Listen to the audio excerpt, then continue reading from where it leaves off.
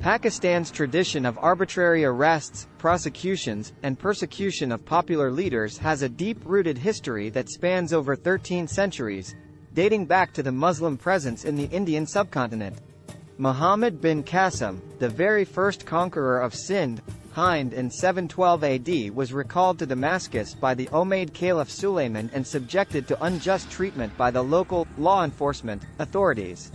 Unfortunately, this legacy has persisted over time, but the recent resistance by Imran Khan's supporters at Zaman Park marks a significant departure from this tradition. While the likelihood of its success is uncertain, this development is significant enough to warrant attention.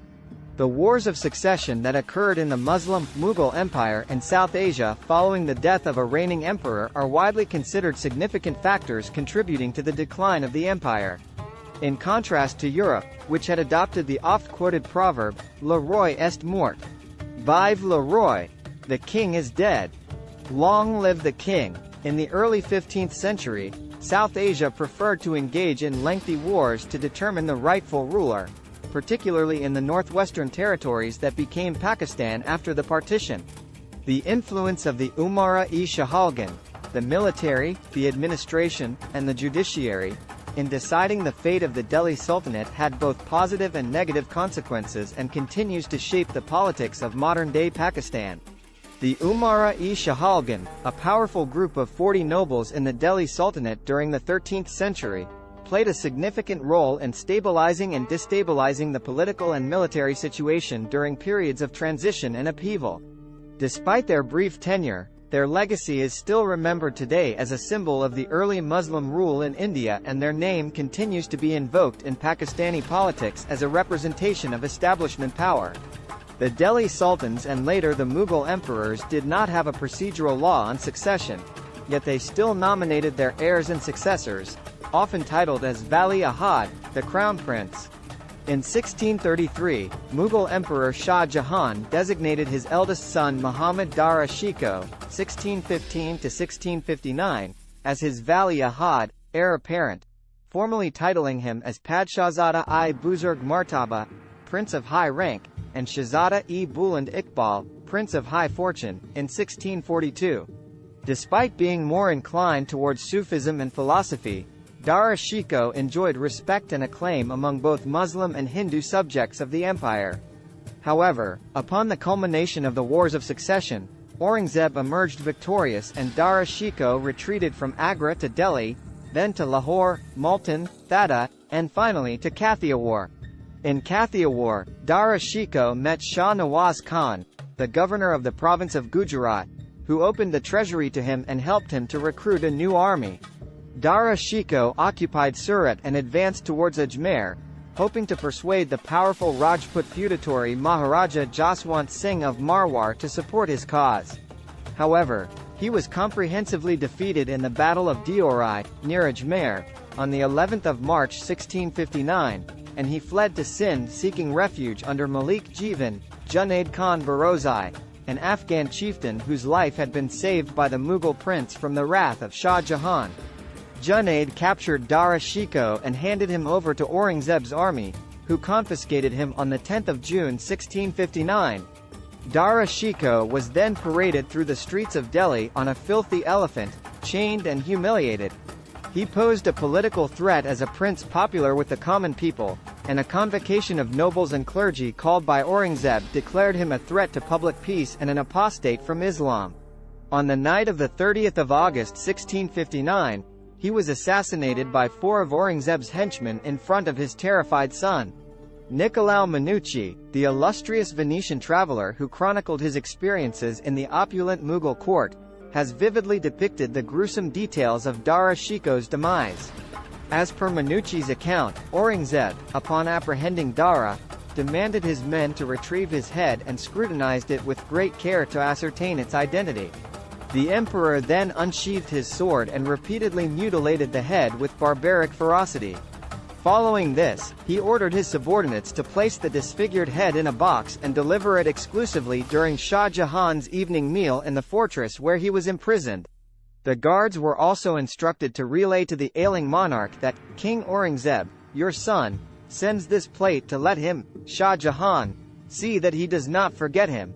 When Shah Jahan was informed of this, he was overjoyed, oblivious to the ghastly contents of the box. In his moment of bliss, he exclaimed, "Blessed be God that my son still remembers me." However, upon opening the box, he was confronted with the horrifying sight of his beloved son's severed and disfigured head, causing him to faint in shock and distress. Dara Shikoh's remains were buried in an unidentified grave in Humayun's tomb in Delhi.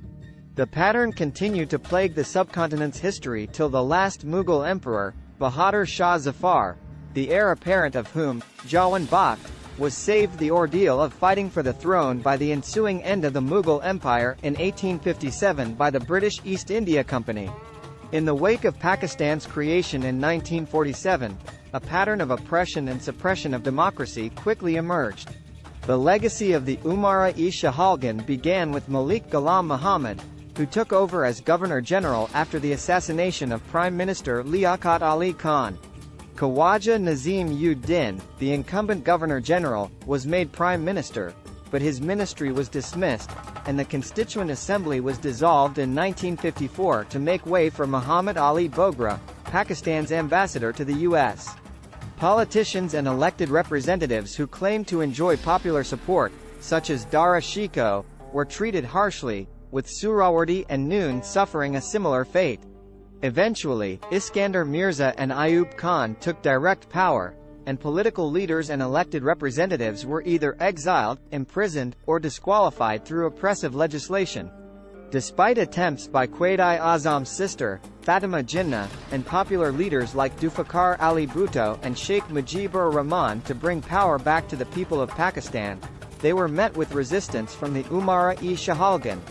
Bhutto, who was twice elected prime minister, was arrested, tried, and hanged, and even public admiration failed to save him from the verdict of the jury.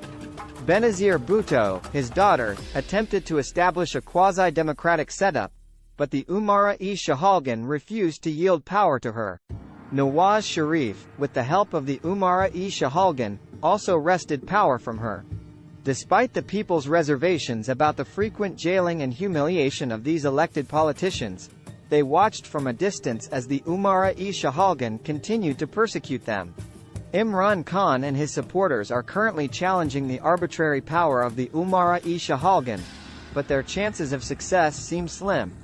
Nonetheless, they persist in their efforts to defy this entrenched authority.